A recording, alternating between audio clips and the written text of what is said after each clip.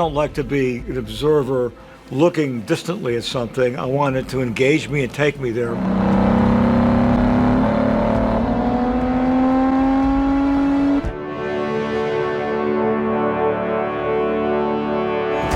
It's not simply the place, the furniture, the wardrobe, what the streets look like, and all that detail, which is terribly important, but it's also period accurate attitude, psychology, the absence of psychology. He is very interested in internal life. Internal life is 90% of all of his notes. Doing the deep dive and trying to recreate a cultural reality and a psychological reality. Excuse me, please, my husband isn't here. He's out whoring. Grazie, buongiorno. What's the stereotypical marriage in bourgeois regional provincial Modena 1957? What's the authority structure? Because Enzo's irreverent. He disputes authority and makes his own way. If Anthony is looking for a scapegoat, then here I am. That's different than somebody exercising free will where there's no authority structure and they don't have something to push against. When we lose, you're a lynch mob. No. It's enough to make the Pope weep. It's the value system. It's all of those things, and that's not work. That's the adventure of it. And I can't imagine any reason to do it any other way. You've generated all of these unresolved things. We don't know how they're going to turn out. Michael is not only paying attention to our performances, he's paying attention to the way the light is moving in every single take, the way the camera operator is conducting his business, and there's so many different elements at play. Get some people to walk through. I don't see anybody. It's all too static. He's a conductor. He's waiting for that perfect symphony to come together. His focus is, I think, challenging for a lot of people. Let's go.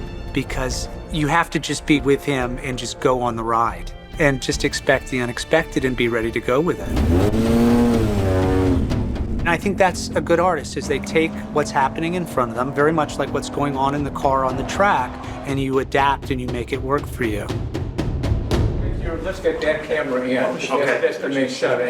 For me, director of photography is a casting process. I think we should try and get the over at the same time. I wanted a particular kind of active lighting that's apparent in Caravaggio's paintings, where the light seems to enter very dramatically. And it's almost as if accidentally the light is hitting a part of a leg, a hand, slice of light hits a face.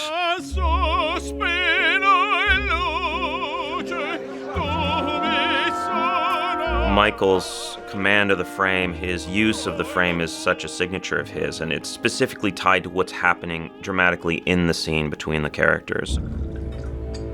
Thank you, Bob. The dramatic scenes have a certain stateliness and uniformity within the color and the camera movements, and then opposed to that, every time there's a race car. And the race cars are red, vibrant, savage.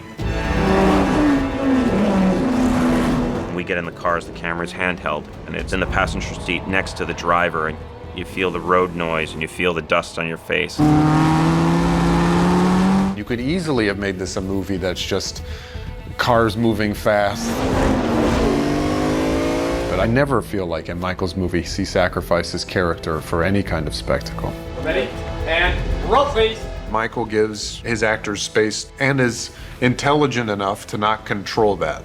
There is a shorthand, there's that respect, when to give them something that will open them up or when to kind of, be invisible. He's there holding your hand through that process.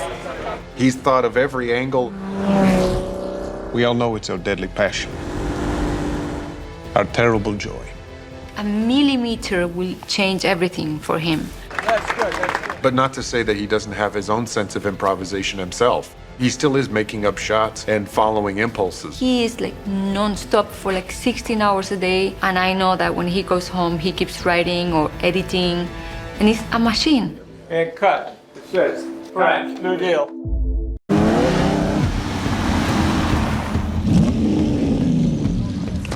So what do you think? There is no ashtray.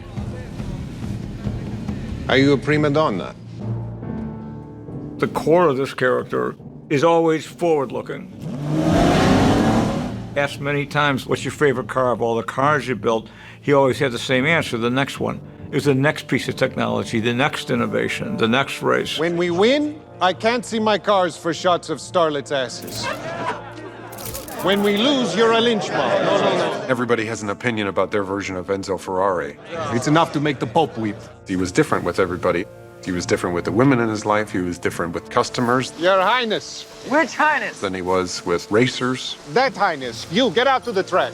Enzo's relentlessness and ambition and myopic focus, I completely understand. There is a similarity between Adam Driver and Enzo Ferrari in Adam's origins. He met Agnelli at Fiat about a job. I was 19, I needed a job. The secretary came back with a card, one word written on it. He didn't get it. No. That was a long time ago.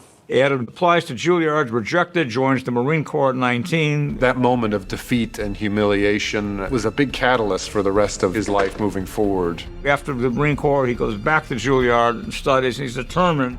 Asking himself, who do I want to be in this world? And he discovers his passion for acting, and nothing will stand in his way. He wasn't from an elite family that had a lot of opportunity. He had to make it. And same with me. I have nobody that's in the entertainment industry, but it's something that I loved and felt confident where it's like, well, no one can stop me from doing it. We all know it's our deadly passion. And I thought that he's Enzo Ferrari in here. Our terrible joy. And there was such an integrity to the pure artistic ambition. I mean, very healthy, ego-driven artistic ambition that will drive an actor as it drives Adam to, I have to get there. I have to be in this moment. I have to be in this state of mind. I have to feel within these certain emotions, surrounded by all kinds of sensory input. You blame me for his death? And then the stimuli comes in, a line from Lara. Yes, I blame you, because you let him die. The father deluded himself! And then the reaction is spontaneous, and it's Enzo's reaction. It's not Adam's reaction.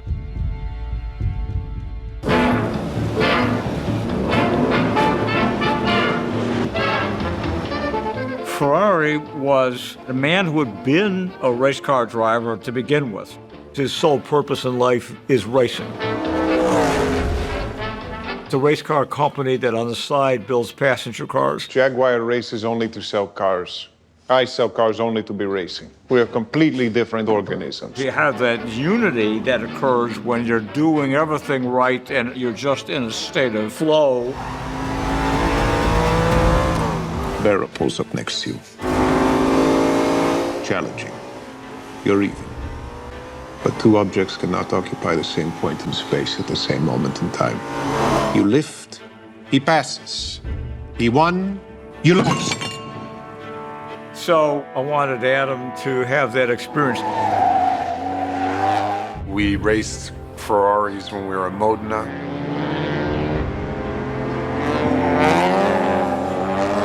When you're going that fast and you're trying to find the apex of the curve and every second lost is a second off your time, the focus that's required in racing was helpful in playing who he was now, running a business, understanding the mentality of a racer.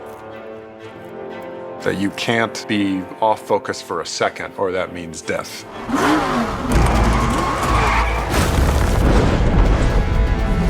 And then building a wall because he experienced so much death. Silenzio per favore. Total quiet.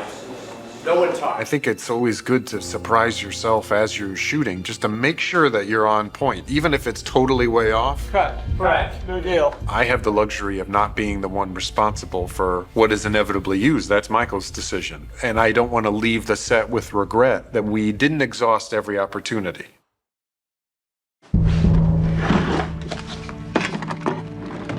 The first time you see her, she's pointing a gun at him. So you are being introduced a character that maybe she doesn't have so much more to lose because she lost what she loved the most. Laura, the car broke.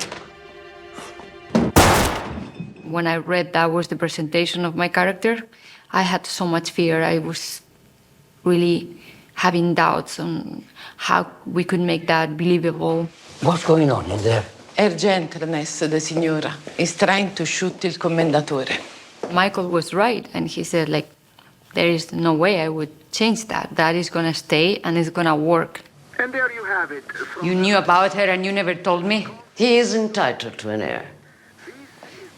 I gave him one. As it turns out, one was not enough. I gave him one! I gave him one! Playing this character is like, okay, who is this new person that I have to really get to understand as deeply as I can?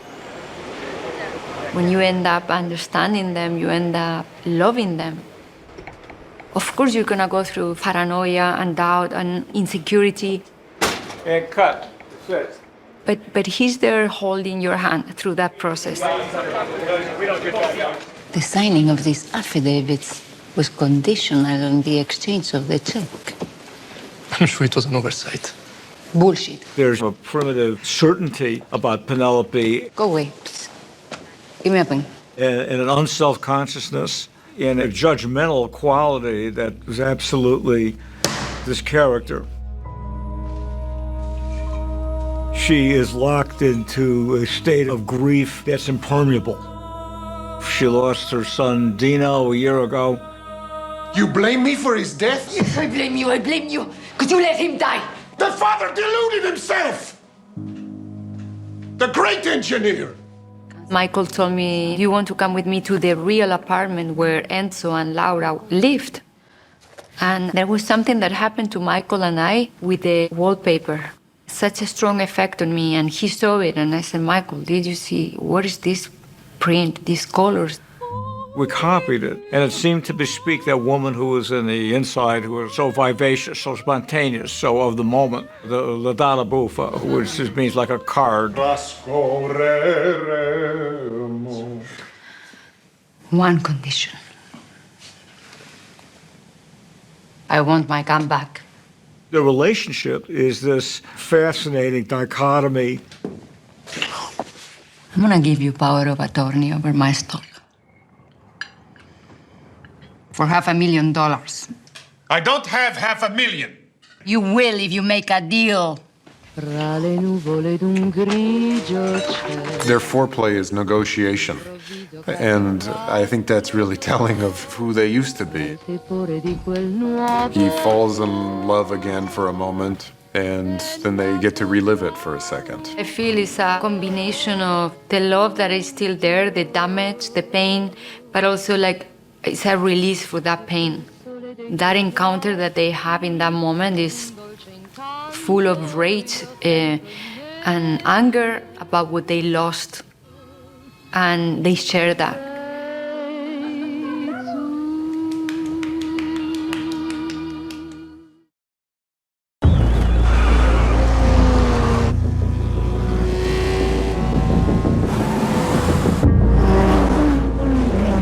You're going broke. So what do I do? Win the Mille Miglia, Enzo, or you are out of business. 1,000 miles across bad roads with sheep and dogs, anything can happen. We have to win the Mille Miglia, then orders for sports cars will follow. Everyone's eye will be on it. Only one team will win. Make sure it's you.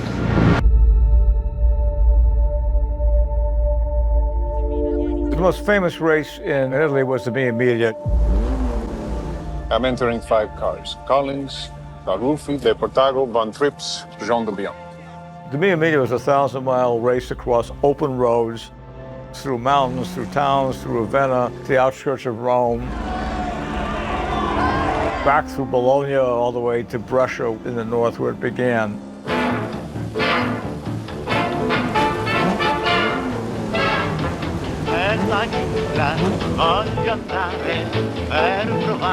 I've always loved this era in motorsports. It's the most romantic, probably the most tragic and dangerous period. Pre-war up until the 50s and the jet age. Now we're accustomed to seeing big crashes and drivers walking away. In that era, they didn't. And if they made a mistake, it was usually deadly. This is an era in which the cars, particularly the Ferraris, made a tremendous amount of power. Everything in the Ferraris was cutting edge, but the racing of the period was lethally dangerous. The mortality rate of the spring team from 56 to 58 is about 50%. So what possesses these men in the prime of their life to do something like this? Make no mistake, all of us are racers, or I have been. We all are certain it will never happen to me. The answer is belief that it's never going to happen to me. And my friend is killed, I give up racing forever on Monday. I'm back racing by Sunday. But the addiction puts you right back in that seat. We all know it's our deadly passion, our terrible joy.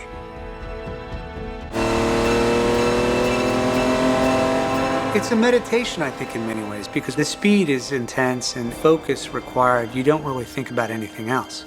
So there's a cleansing process of the mind where you don't listen to all the voices in your head.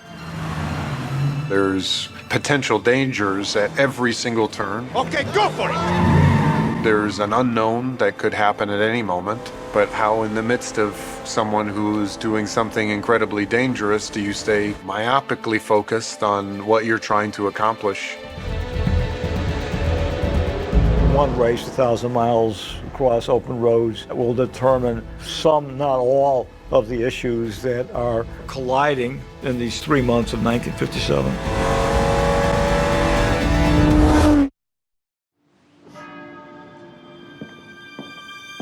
If Jesus had lived today and not 2,000 years ago, he would have been not a carpenter, but a craftsman in metal like yourselves. The nature of metal, how it can be forged, shaped, and hammered by your skills into an engine, holding inside a fire to make power, to speed us through the world. Had to replicate the sports race cars, the 315s and the 335s that were used in the film. You couldn't possibly use the authentic ones. We needed cars to be safe, reliable, and very, very fast. Yes, Michael Mann asked us to reproduce cars from the Mille Miglia of 1957. We are using the old techniques that makes the car wonderful. But we are at the same time using new technology that can give us more information. We replicated those cars by doing 3D LiDAR scans of real cars, and then we put the shape together with a tubular chassis, which we designed. We create two kinds of cars. One is fiberglass cars. The other is metal, because they are going to be crashed, and so they need to be realistic when they crash. We are having a few of the cars actually made from aluminum body panels, where the guys are hammering out the aluminum in the shapes necessary, hammer welding them together, and it's absolutely gorgeous. I mean, to the point where it's like, we shouldn't even paint these cars, that you can see the craftsmanship. It's handcrafted. And anything that's handcrafted, I think, has a soul on it. You feel that energy because of all the time and thought and emotion is put into it. This is much better. Why? Oh, and we look at other objects that are designed, 70 years ago. They don't stand the test of time. These are museum objects. They're absolutely stunning and they're gorgeous. And they're not self-conscious art objects. No one is sitting there in Ferrari saying, oh, let's make an art object that moves. It's just the opposite. And so Ferrari is saying, I build engines. What's the car you get for free? And they're not designed to look good. They just do look good. It looks better. In all life, when a thing works better, usually it is more beautiful to the eye.